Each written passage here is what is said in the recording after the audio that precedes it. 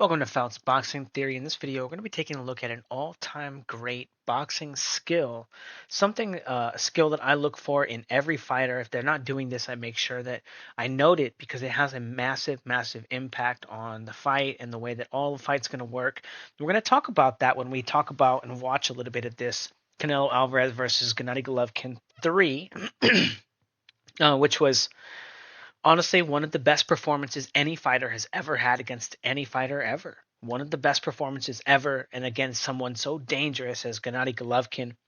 We're going to take a look at about a couple of clips from Golovkin versus Lemieux here, and we're going to be talking about the difference between one of these power punchers and the other. Okay, and then we're going to be taking a look at Canelo versus Yieldrim and talk about how these all kind of skills all play out to make you know the performance that Gennady Golovkin and Canelo have when they come together. Styles make fights or whatever. Their culmination of skills. I want to talk about why it plays out the way that it played out and yada yada yada. Okay, so as we're taking a look, the first thing that happens is David Lemieux is going to get to the line here, and he's going to throw a jab here. And notice Gennady Golovkin kind of parries it. Okay, this means that he's going to be able to be in position to interact with it and then move off the line from a potential rear hand. So that he's going to be able to see that shot coming, you can see here, and then be able to get off the line before the right hand is able to interact with him. Okay, this is a very, very, very important timing. As we can see him also, when he goes to make this move here, we can take a look at his rear hand here. When he lands his jab, is in a much better position than David Lemieux. Even though David Lemieux does appear to be looking to be reaching for his exact same move, right? His cross block or his parry, right? Again, boom, shooting the jab again with the good defense from Golovkin, moving his head a little bit. But one of the most important things, right, and we can see it not very present from David Lemieux, is his ability to catch the jab, okay? Now, he is trying to reach for a parry here, right? But the skill that's one of the most important for an all-time great skill here, while most people think, oh man, the most important, punch or the most important blah, blah, blah, right? But more rather, one of the most important skills in all of combat sports is being able to catch the jab and being able to parry it. Okay, so that you can interact with the faster opponent. Okay, now when you think about an example like Ryan Garcia versus Devin Haney, it's very, very interesting, feinting and probing, right? Getting him to reach for the rear hand, trying to parry it here. Okay, now again, not moving to a parry here. Okay, not looking to control it, just eating a jab from Golovkin, and again, moving to the front foot because he's missing his parry, because he's not interacting with that shot. He's trying to move and roll to the front foot and get away from this shot, and it's allowing Golovkin to kind of pick him off, okay? This is a problem exacerbated by the fact that he can't control his opponent's jab, okay? Now, Ryan Garcia, if you think about it conceptually, the way that he was able to, the few times he was able to control Devin Haney's jab was with the left hook, and it was very effective, right? Granted, you don't want that to be your only way to do it, because Ryan Garcia is not really looking to catch jabs and parry and stuff. He's just looking to kind of jab with you, maybe move his head a little bit, but smash you with that left hook, right? Now, again, one of the only real differences between David Lemieux and Golovkin was Golovkin's ability to actually parry and interact with the jab in a meaningful way, right? Getting off the line from it when Lemieux does it, or also being able to parry it, right? Being able to catch jabs at the same time that he throws his jab. Again, scenes like this where we see that David Lemieux, a hard puncher, again, we know that his record, he's knocked out many, many a guy. But he's not able to interact with the jab. And while it may have been looked on at first glance, right? Oh, why does Golovkin win this fight? Oh, because he's a harder puncher, because this. Well, he wins this fight simply because he has a better jab, okay, and a better ability to land his jab, because David Lemieux is not a slacker. It's not that he has a bad jab, but Gennady Golovkin able to parry it and still maintain his position here, not able to be hit by rear hands, right? Able to see them coming and get off the line, and then again, parrying and being able to control that shot, not having to abandon his position, okay? Very, very, very, very important, all-time great skill, okay? If you're watching fighters and you're looking, okay, what's the things they got to do? Again, here he is trying. Maybe he's just not good at it. Right? Now, again, we don't just got to be able to catch our nephew's punch, right? Our little brother's punch, right? The guy that we are teaching to box. Hey, bro, boxing's so lonely, dog. I don't like going to the gym by myself. Can I teach you some boxing? And then yada, yada, yada, right? We don't need to just catch that guy's jab. We got to catch a guy who's better than us jab, right? So David Lemieux's jab being caught by Gennady Golovkin because Gennady Golovkin is has a better catch than he does, right? A better skill. Now, because David Lemieux can't be on the line here, right? He has no control over the line. He's afraid to throw his jab, whatever it is that's going on with him, right? Because of this problem, he has to abandon his position and he's forced to control the line more often and throw more punches, putting himself in a position here where he throws a punch that's very easy for Gennady Golovkin to read and kind of pull counter. Okay, this is because he cannot control Gennady Golovkin's jab. He has to get off the line because he can't catch it. He's getting into these positions where he's trying to find a good timing, right, to push Gennady Golovkin. But Gennady Golovkin has such good control of the line right now, and David Lemieux again can't really control the jab. So he's being forced, right, missing his parry here. He's being forced off the line before he's even ready to interact with his opponent's rear hand. Right, getting hit with shots like this. And again, all these things have a drastic effect on the overall outcome of the fight. Again, making it to the front foot here, not able to catch that jab and getting rocked, not able to land a right hand over the top, not able to really control it, not able to catch this jab.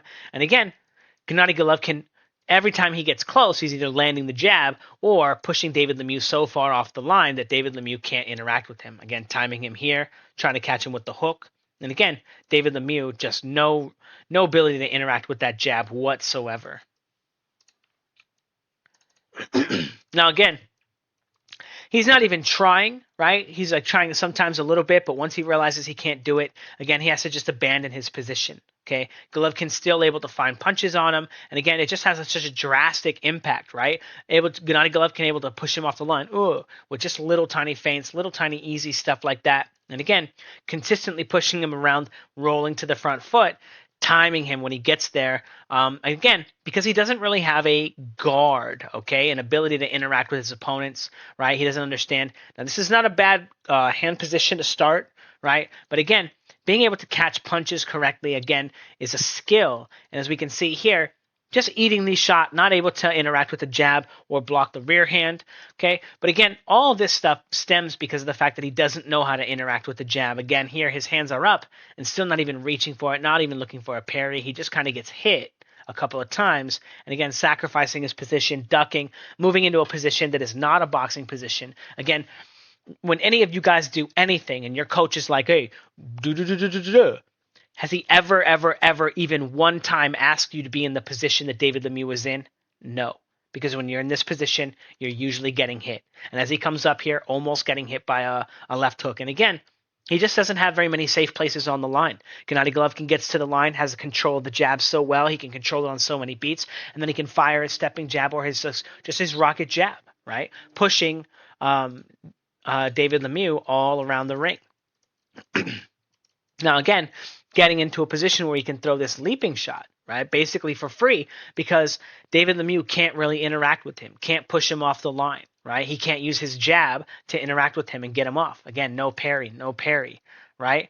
Now, he can't parry the shot, so he's getting hit by the jab. And then when he's here, the right hand coming over the top. He can't even see the shots coming because he just got hit in the face with the jab.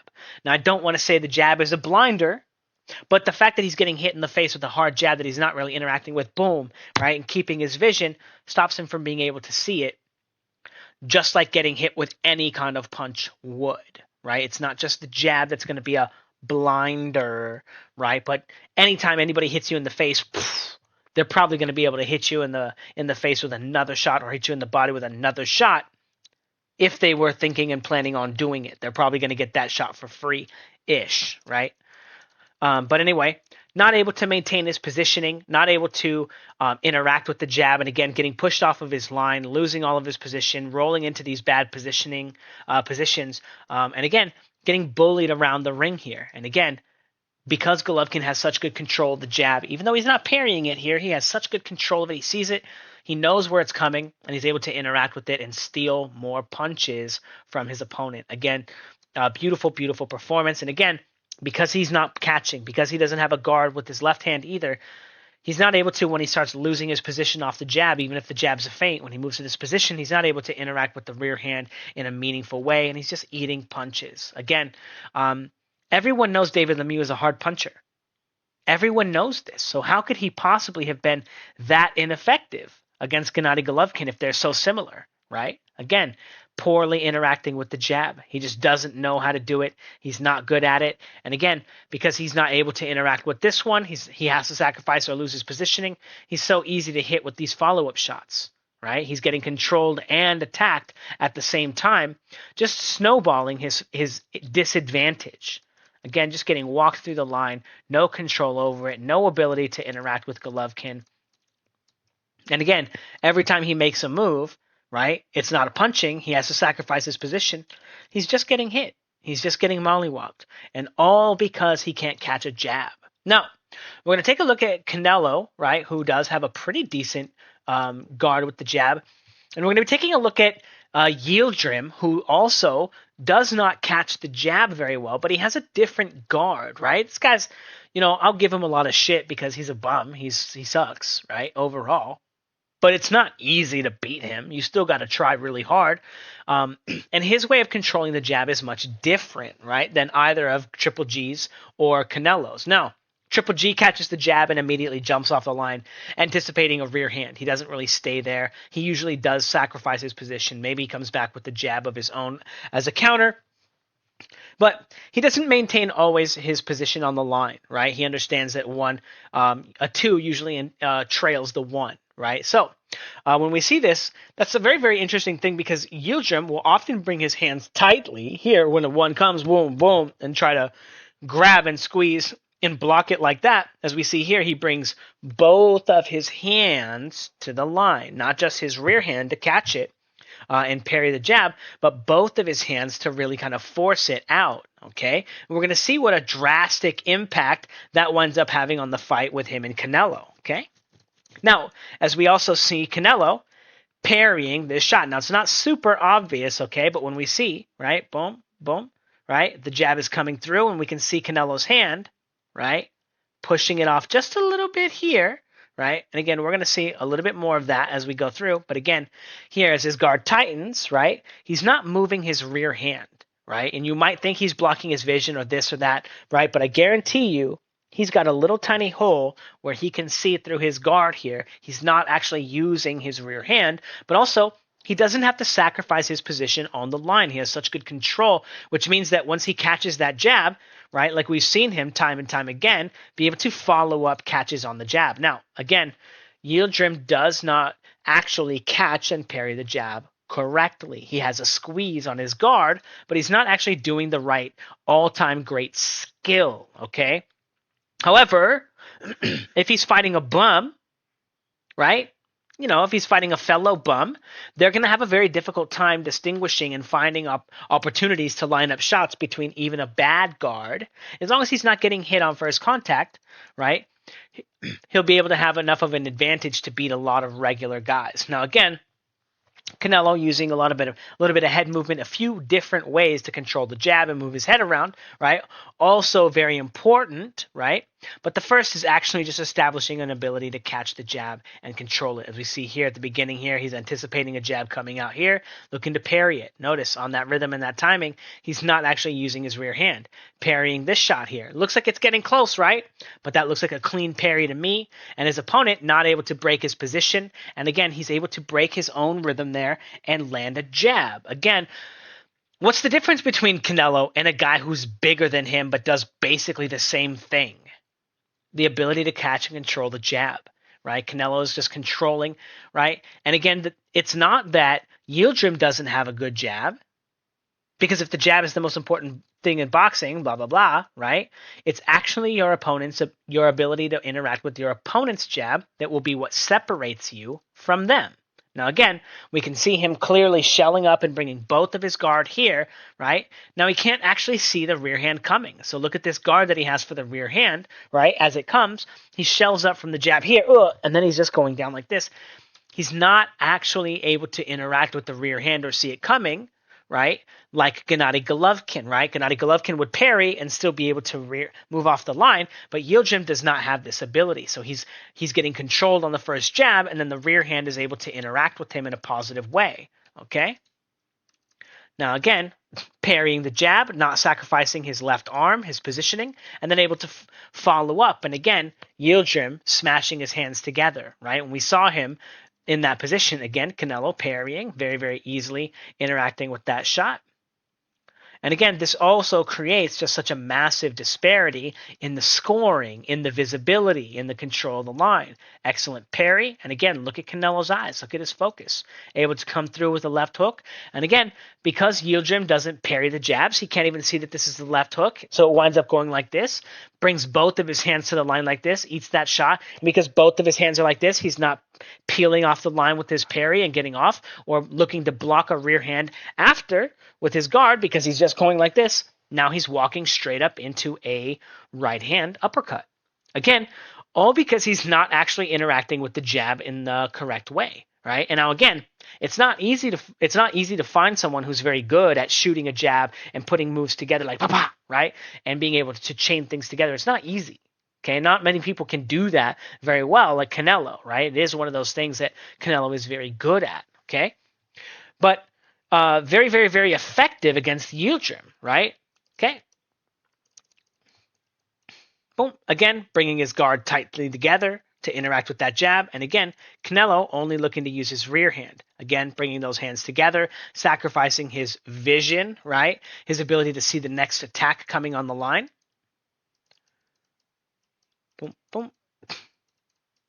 And again, setting him up for a little hook here, right? A few of those things, control. And again, because Yieldrim's first instinct is always to just bring his guard together and guard the line with both hands, he winds up, again, just walking into random-ass punches for no reason.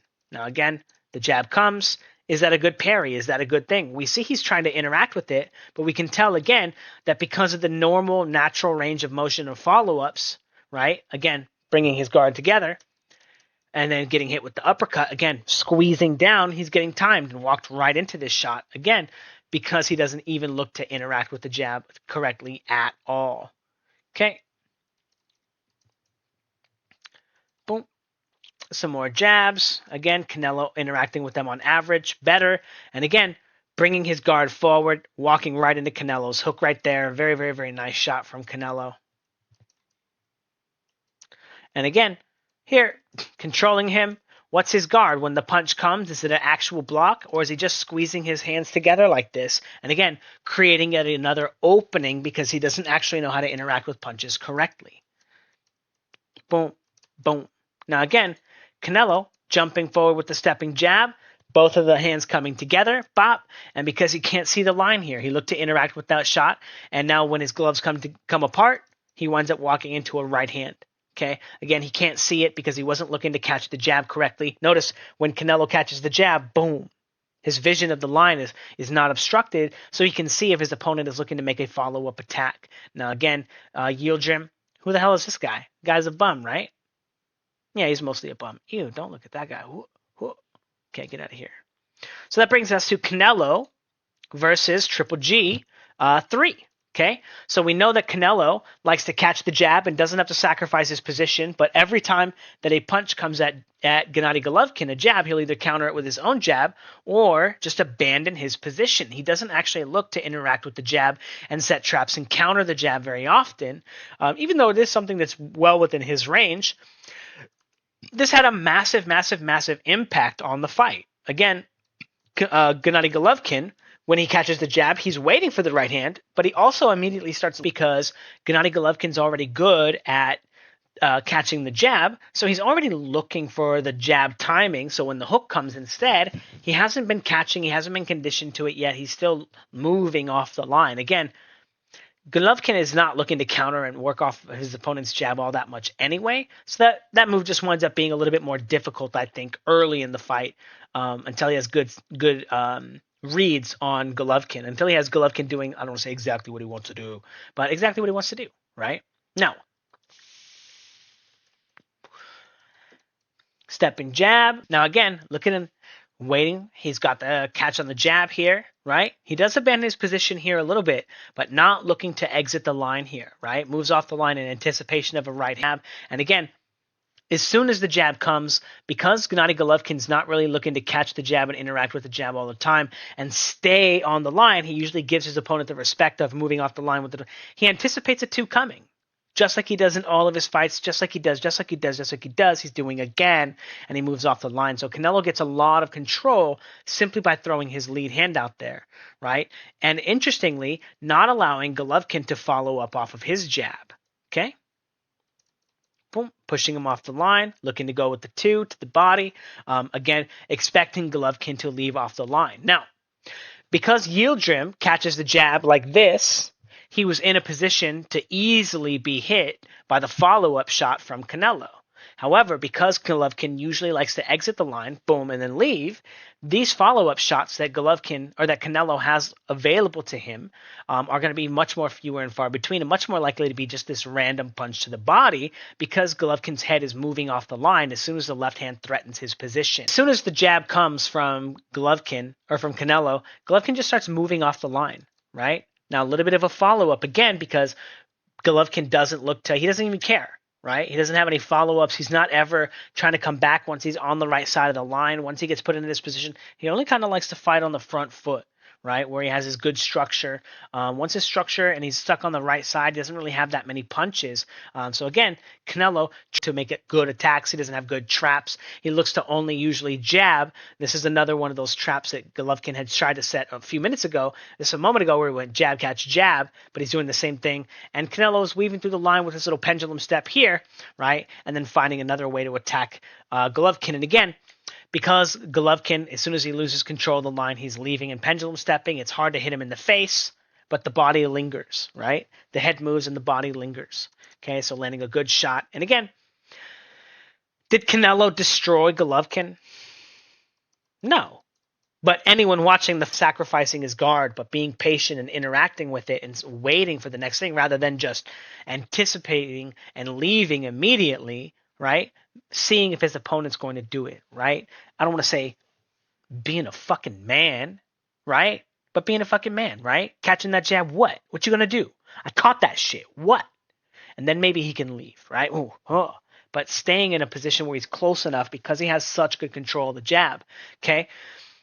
Golovkin has a way better jab than Canelo. It's way better. But Canelo wins this fight off the back of the fact that he has better control of his opponent's jab. Then people are born with it, this and this and that, okay? Cold, hard science, okay? To teach punching power, okay? To anybody, all right? Now, not only that, I've created an entire system to teach you not only how to throw your best punch, how to improve your best punch, but how to also get into a position on the line with a guy and land these punches against him. Okay? To put yourself at an advantage like Canelo has against Golovkin so you can just beat the goddamn dog shit out of them. Okay? Or if they're stupid enough to get on your line so you can beat the dog shit out of them. Okay? Check it out, the Fouts Boxing Combat System, or if you guys want to learn as a community, there's over 60 members, almost 70 members, posting content, posting drills, watching the Fouts Boxing Academy videos that teach people off of the videos. Then I film study the training videos that people send in to teach people how to do this stuff better. So you can become part of the community, you can watch other people, and you can send in and post your own videos just by being part of the community. You can post your own videos and get critiques and be part of the Fouts Boxing Academies so you can learn how to do all this stuff. And you can see that I'm not just talking shit, that I'm fucking right, that I'm the fucking best coach in history, that all these guys, they don't know how to fucking do this shit and find an opportunity to bully him into these weird positions where he's doing bad stuff and ducking and doing this and allow Golovkin to just throw right hands at him. Again, because this is one of those things, Golovkin, on average, sees the jab coming, boom, misses parry, and then again, because he missed it, he's still trying to peel and get off the line after. He's still aware that the rear hand can come at that timing. He's not taxed enough that he can't get away from it. So again, the 1-2 still very hard to hit Golovkin with. Not very many people can throw a good 1-2, which again why Yieldrim had so much success, even though we know that he's just a body count on a successful fighter's career, right? He's not actually like a good blah blah blah blah blah. See you guys.